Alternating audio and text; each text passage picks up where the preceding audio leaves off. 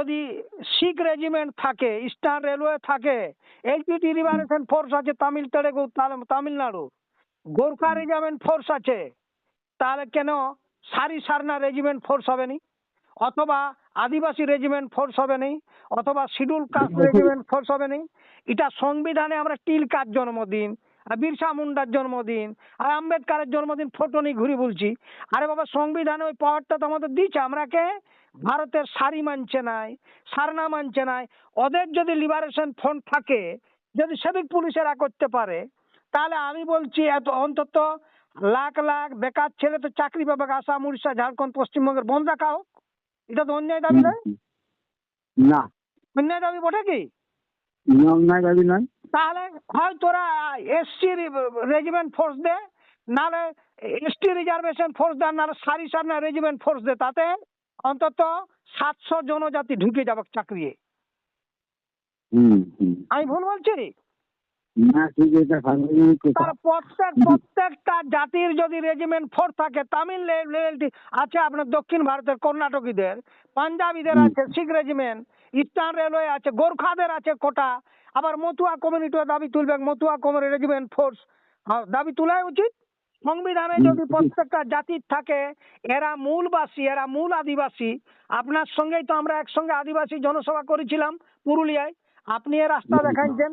আপনি রবীন টুডুকে কথা বলুন, ওখানে নিত্যানন্দ যতগুলো আছে, বাদল টাদল সবাই যে এরা এসটি হবো বলছে। তারে বাবা, কুর্মী সেনা করে রেখেছে, আদিবাসী জুয়ান গাঁওতা।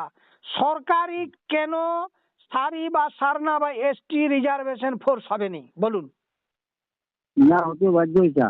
তাহলে এটা ঝড় তুলা সব কেউ ঠিক না? না আমরা লেংটাই নাচতে জানি, পাতা নাচ করতে জানি, হাঁড়িয়া খাতে জানি, আর কিছু জানি কি? সংবিধান বুঝি? এখন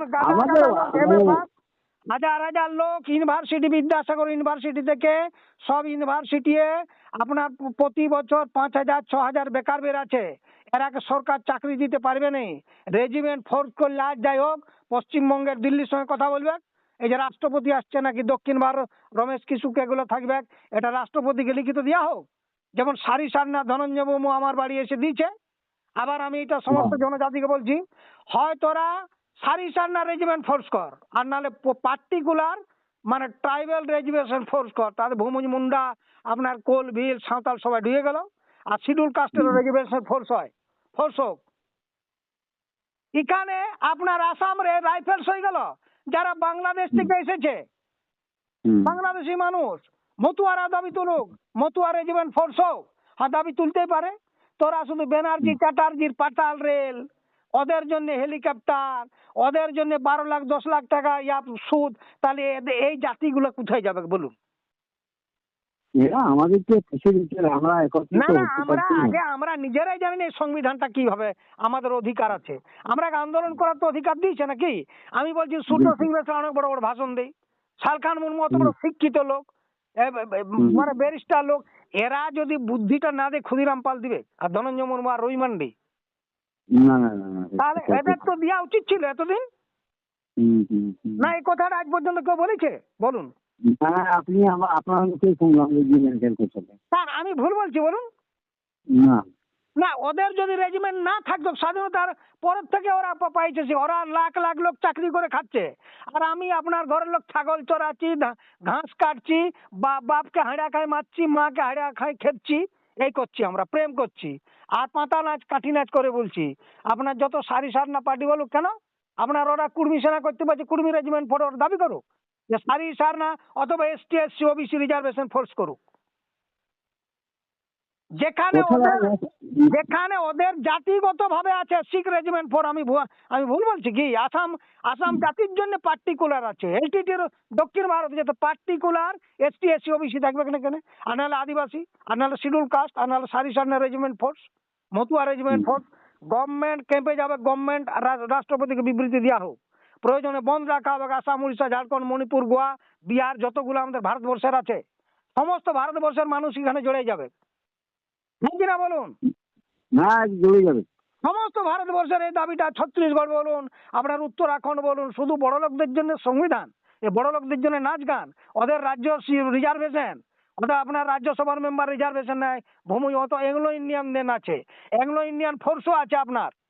তাহলে আদিবাসী এসটি এসসি ওবিসিদের থাকবে কেন? আপনি ঝড়টা তুলুন। আপনার ভাই মারা গেছে, এখন শোকের সময়, শোকের সময়। হ্যাঁ, আপনি রবীন টুটুর সঙ্গে কথা বলুন, সবাই মিলে এটা একটা মিটিং ডাকা হোক। রেজিমেন্ট এক বলে এটা সাংবিধানিক অধিকার। অধিকার, নাহলে আমরা ভারতবর্ষের, এরা তো অস্বীকার করছে যে তোরা ভারতের লয়েই না, আমাদের রিজার্ভেশন আছে রাজ্যসভায়, না লোকসভা রিজার্ভেশন আছে, না আমাদের কোনো ফোর্স আছে। আমরাকে মানছে বলুন দেখি, না আমাদের ধর্মের স্বীকৃতি আছে, না আমরাকে মাঝি বাবারাকে পেনশন দিচ্ছে। কিছু না কিছু না কিছু না। তাহলে আমরা কিসের? না সিধু কানুর জন্মদিন, আর আম্বেদকারের জন্মদিন, আর তিলকা মাঝির অমুক জায়গায় জন্ম, তার বাপকে অমুক। আর বাবা, সংবিধানে ওরা মরেছে এই জন্যে যাতে আমরা করে কর্মায় খাই। তিলকা মাঝু, সিধু কানু এবং আম্বেদকার এই জন্য দিয়ে গেছে সংবিধানটা, যাতে তোরা করে কর্মায় খেতে পারিস, হয় কি না? হ্যাঁ, তাহলে বাপ কাকা খুঁড়া জমি জায়গা রেখে গেছে, আমরা যদি চাষ করে না খেতে পারি তাহলে বাপ মা দায়ী না আমরা নিজেরাই দায়ী? দায়ী নিজেরাই। তাহলে ঝড় তুলুন। আপনি যেহেতু এক করেছেন, কুমারদের সঙ্গে জনসভা করেছেন আপনার আমলেই, আর আপনি ঝড়টা তুলুন, আপনি হিরো হবেন গোটা ভারতবর্ষে। ধনঞ্জয়ের সঙ্গে কথা বলুন। শুরু করছি, হ্যাঁ, এই রেজিমেন্টের ঘটনা শুরু করছি। এবং সংবিধানে এটা কর্মীর সঙ্গে কথা বলুন, যে পরে ঝগড়া লাগবে হ্যাঁ। এটা রেজিমেন্ট কর, অনেক বেকার ছানে চাকরি পান যাবে। যারা এমএ পাস বিএ পাস করে এখন এমএ এমএসসি ডক্টরেট পিএইচডি করে চাকরি পাচ্ছে না। আমার দুয়ার গড়ে গাদা গাদা এমএ পাস মানে এসটি এসসি সাঁওতাল ভূমুজ মুন্ডা ঘুরি বলছে। এইটা করলে কিছু বেকার ছেলে চাকরি পাবে, রাষ্ট্রপতিকে বিবৃতি দেওয়া হোক, প্রয়োজনে দিল্লি সরকার সঙ্গে কথা বলা হবে। আমি প্রয়োজনে এমপি ফেমপিরাকে জানাবো, জ্যোতির্ময় প্রতিময় যারা আছে, আমাদের কুমারদের এমপি আছে, কার্তিক পাল আছে, ওখানে আপনার যতগুলো আছে, সৌমিত্র খান আছে, সবকে জানাবো। যে দিল্লিকে জানানো হোক, আর নাহলে এর আগে দেশ ছাড়া করা হবে। দেশের আগে থাকতেই দেওয়া হবে না, এর আগে রাজ্য সরকারকে দাবি করতে হবে যে আপনারা এটা করেন, নাহলে এর আগে দেশে রাখা মানে আমাদের আগামী দিনে ভূমিও যাবে, বউও যাবে, ছানাপোনা যাবে, আমরা ভিখারিয়ে পরিণত হব। বিদেশি লোক দখল করে নিল দেশটা। ওই রাস্তা তৈরি করছে ওরা। ওই রাস্তা তৈরি করছে। আমরা ঝড়টা কবে তুলবো? মরে গেলে? না, তুলতে হবে এখন। আপনি তুলুন, এটা দাবি করুন। আমি তুলছি। ঠিক আছে, হ্যাঁ ঠিক আছে, রাখুন তো মিটিং। হ্যাঁ।